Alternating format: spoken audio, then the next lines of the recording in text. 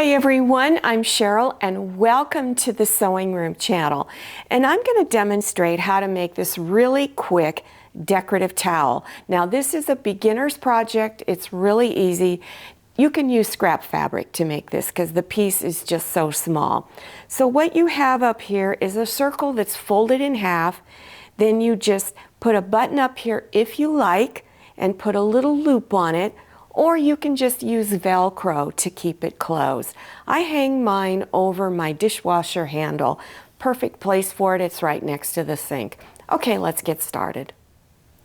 To get started, the first thing you need to do is take your towel and fold it the way you want it to be folded. Then you're going to measure up here how wide it is across.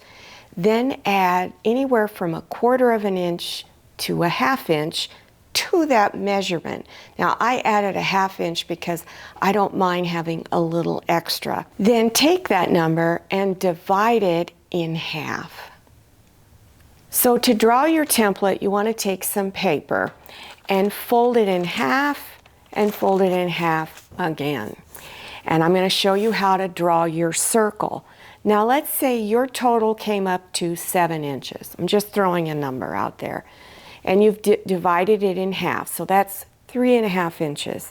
So I'm going to place the 3.5 inch mark on this corner, and then I'm going to go down here and put a little mark. And I'm going to keep that 3.5 inch right there on the corner and continue making little marks. Then take and scissors or rotary cutter and cut right on that line. Now I'm going to show you how to cut all of your circles out at the same time. It's really simple. Just layer all of the fabrics that are needed for this. So you'll need 2 pieces of fabric that are bigger than your circle, and it can be the same fabric or different fabric. And bring those pretty sides together and lay it down. Now take your interfacing, and I just used a lightweight fusible interfacing, and then place that with the rough side down. Okay, now place your circle template on top, and then I like to put weights on it, or you can put a few pins to hold the template in place. And then take either a pen or pencil, because you won't be able to see the line through your finished project. Trace around your circle. If you want the rickrack on it, take the piece of fabric that has the fusible interfacing on the back. Place the edge of the rickrack against the raw edge of the fabric. And I didn't pin it on, I just sort of placed it and stitched a little bit and then straightened it up again and stitched a little bit. It's too hard to pin it on. I don't recommend doing that one. And then you're going to stitch just off center towards the edge of the fabric there and stitch all the way around. And I just overlapped the rickrack and kind of pull the raw edges of the rickrack out so it's hidden in the seam. Then you take the other piece and place it back on top. And you're going to place pins all the way around the edge. Now you have your stitch line that you can see here. So this is a nice guide. So I'm going to leave an opening. So I'm going to start stitching here, and where the 2 pins are, I'm going to stop stitching.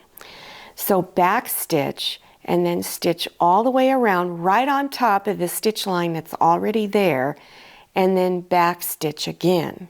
Now you need to do little clips along the edges. So where the little dips are in the little rickrack, clip right in there. Don't clip through the rickrack because it'll be too hard. You just want to do little clips into the fabric like that, all the way around. Then you're going to begin turning it front side out by going through that opening that you left there. What I like to do is you can either take a little stick, anything, your finger, reach in there and push against the seam. so you can push it all out. And then you're going to press all of this nice and flat. While you're pressing at that opening, turn those edges inside of the top piece here.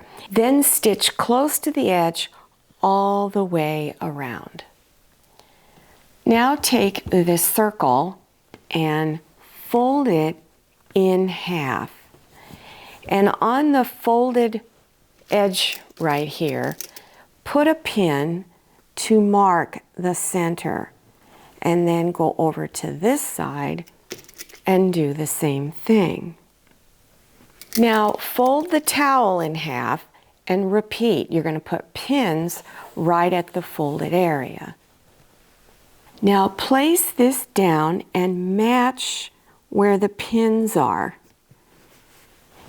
And then place a few pins to hold it.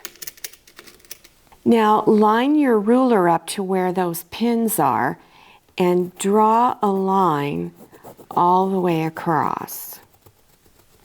Then you're going to stitch right on top of that line all the way across, and then backstitch at each end. Now you have two different ways you can finish this off at. You can get some Velcro. You can find it at Walmart. Any fabric store will have Velcro.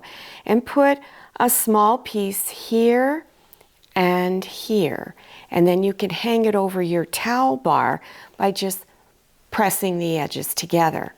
Or if you want this more decorative, you could put a button here on the front, and then on the back side you could put a loop and then put the button through the loop. And that makes it a lot more decorative. Let me show you how to make that loop. So to make the loop, you want to cut your fabric long enough to come from the back side over the top and around the button. Once you get that, then here's how you prepare that piece of fabric. Now I cut mine about 1 1/4 inches wide, and at each end I folded it over and pressed. Did the same thing at the other end. Then fold your side edges in 1/4 inch and press. Then fold it in half, press again, and then stitch this edge closed. Then fold it in half, pin it on the back side, and stitch across there. Well, I hope you enjoyed this tutorial and that you learned something new. I also hope that you try making a decorative towel. They're a lot of fun and they're really quick projects and an inexpensive project to make if you're doing it as a gift. If you are interested in other decorative towel projects, I have many. There will be a playlist listed below your YouTube screen in the description section. Just scroll down till you see the words "Show More." Click on those words and it will expand open and you will see other links or the playlist link. Now don't forget to follow me on Instagram and make sure you check out my Facebook page.